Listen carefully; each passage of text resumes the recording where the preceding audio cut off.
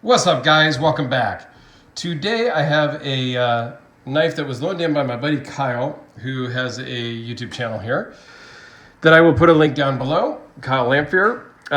Great guy, great channel, trying to build his channel and whatnot, so that's awesome. We're kind of the new guys on the block, if you will. So we like to help each other out. I loan him stuff, he loans me stuff. Recently sold him a knife. We traded, so... Anyway, he had loaned me, and his last shipment up to me was this custom XM-24 from Hinderer. This is a pretty cool knife. I am not going to lie. It's really the first time that I have had a chance to really get my hands on a Hinderer and spend time with it. So let's dive into the specs and then, kind of talk about the knife. 5 3/8 inches closed. So this is not a small knife. Okay, these are not small, but it's 5 3/8, and overall length is just under 9 1/4. So it is a big, long beast. The blade is just under 4 inches at 3.91 from where I measure, which is the tip of the scale. The farthest edge of the scale is where I measure to the tip of the blade, with a cutting edge of 3.43 because it's got this really massive finger choil, which is great and gives you a lot of control to be able to choke up on this and really get some detail work done with this big chunk of S35VN blade steel. Now the blade's not thin. This is not your slicey, dicey, type of knife. This is more of a work knife, a working man's knife, construction trade, things like that, where you're going to be using your knife on bigger stuff, not slicing an apple or a tomato in the kitchen. That's not what this is for. If you want something to slice your tomatoes in the kitchen, stay tuned. I have the knife for you on that one. Mattia Baroni chef knife that just came in a few days ago. And that video, I'm gonna try to pump that out here in the next couple of days. Oh man, phenomenal in the kitchen. Different video. This is not for that. This can cut up your apple if you're out on a job site. Okay, but this is not going to slice your tomatoes because the blade thickness is 0.185. It's a little deceiving here because it has this swedge ground in. So it's a little deceiving on the thickness, but at its thickest point here and the full thickness of the blade without the swedge at the flats is 0.185. This comes in at 8.3 ounces. Totally okay in my book. Again, you guys have seen my collection. I am into the bigger overbuilt knives, so a little bit of weight in my pocket, not a problem at all. Overall thickness is 0.563 minus the clip. So, big thick knife. It kind of makes me laugh because there's so much hate on certain makers that make big overbuilt knives. Greg Ventford for one. Everybody hates his stuff. It's too thick, it won't cut, blah, blah, blah. But the blade thickness is almost the same as this. He's at 0.187, 0.190, and this is at 0.185. So basically the same thickness. And I never hear the hate about Rick Hinderer's stuff being too thick. I've heard some hate about Hinderer knives. I've heard a bunch of hate about Medford in different regards also. And if you want to hate on different things, that's fine. But blade thickness to blade thickness, these are the same as the Medfords. So that's kind of a stupid point if you're going to be pissed off at Medford knives and not pissed off at Hinderer knives. Let me step off my soapbox. Okay, this guy feels fantastic in the hand. This is the non-flipper version. Has thumb studs, both sides. If you're left-handed, this will work just fine for you. Although, as far as the flipping and opening, Yeah, you lefties have to figure out the lock bar thing.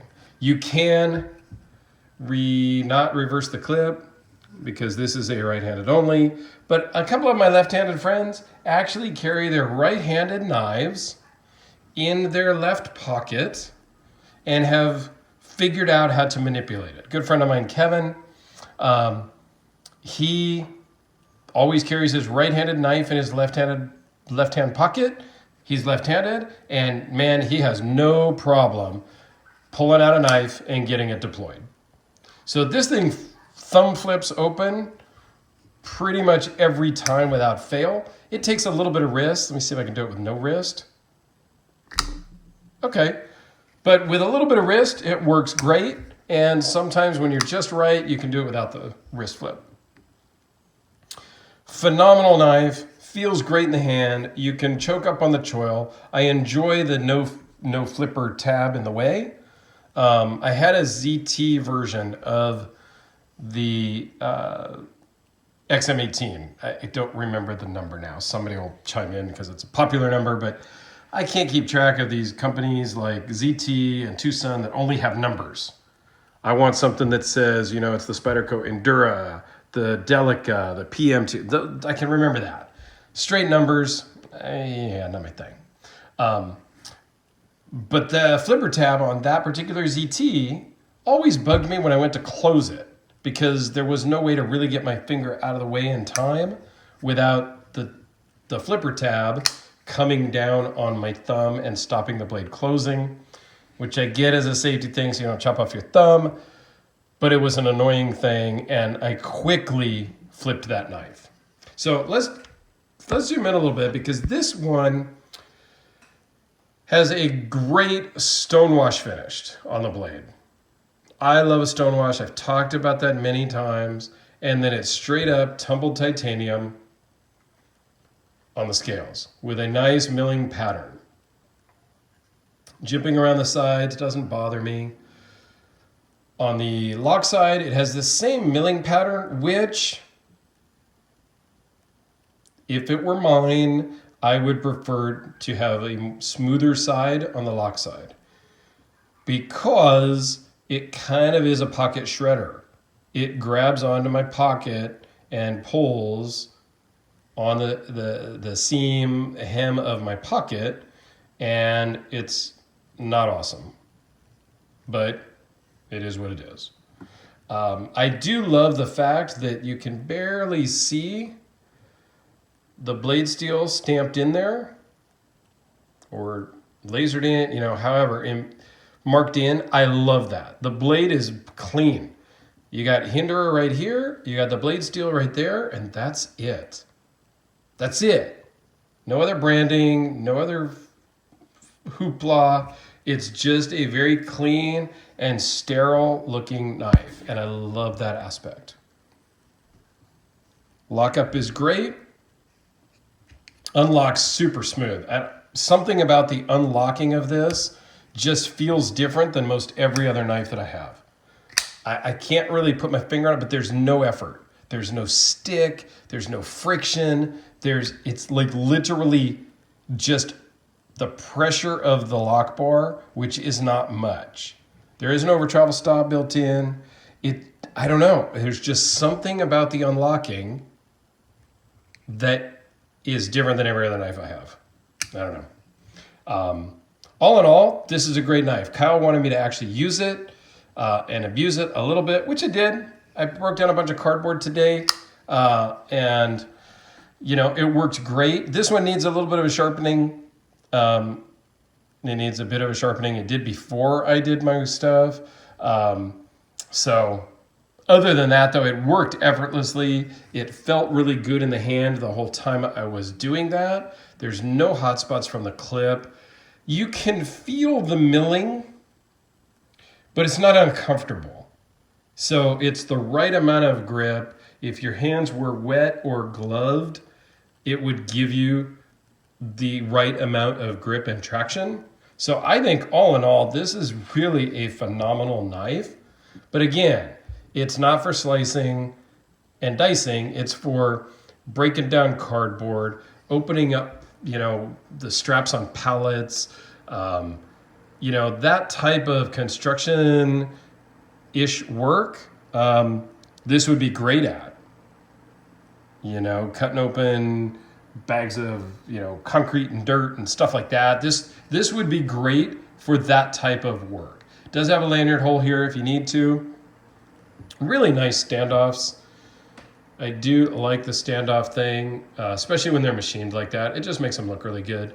And the Hinderers are kind of like the Lego of the knife world, or, you know, the G.I. Joe of the knife world, because there's so many accessories you can get. If you want to upgrade your hardware to different colors, you want different standoffs, you want a different scale. They make a whole bunch of different scales. And from what I understand, I've never taken one apart. Again, this is the first and only one I've really handled. My understanding from watching some other people's videos, my buddy Metal Complex just did a video recently on some Hinderer stuff, and he has a particular scale that he puts on all of his, and it just fits on every single one he's done.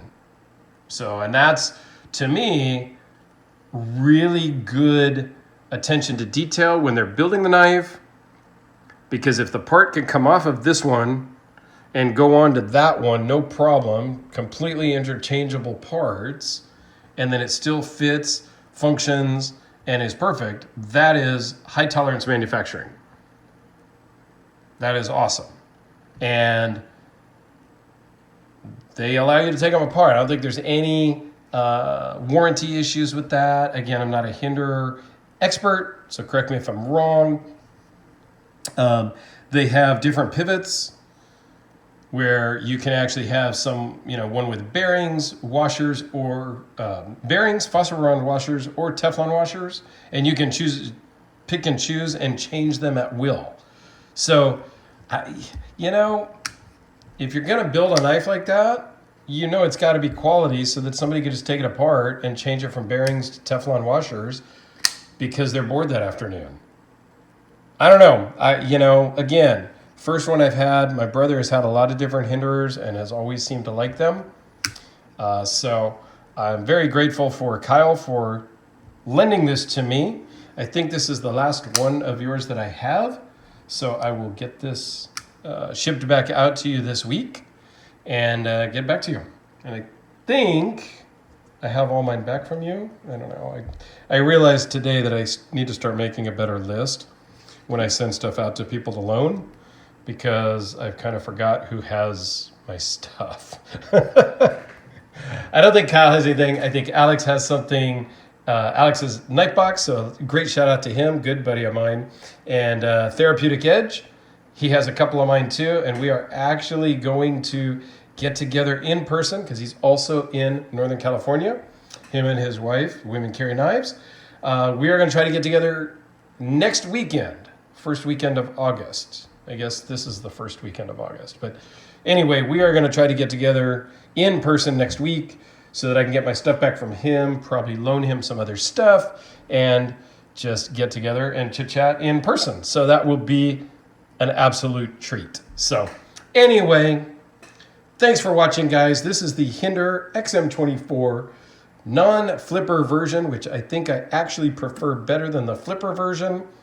And thanks, Kyle, for letting me check it out. In the description below will be a link to Kyle's channel. Please go check him out. Give him a subscription because he's got a lot of cool stuff.